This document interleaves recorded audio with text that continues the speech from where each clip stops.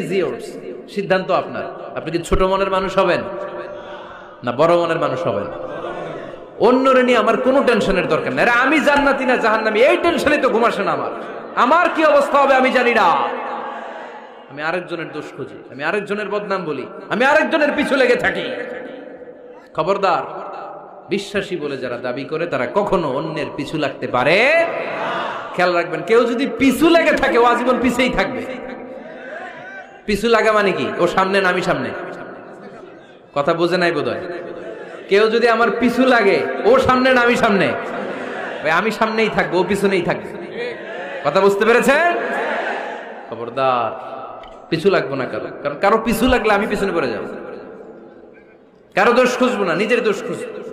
আমার কি সমস্যা, আমার কি ইমপ্রুভ করা দরকার, আমার কি ডেভেলপ করা দরকার, আমি নিজেকে কিভাবে সাজাতে পারি, এই নিয়ে থাকবে আমার টেনশন। আল্লাহর দেয়া আমাদের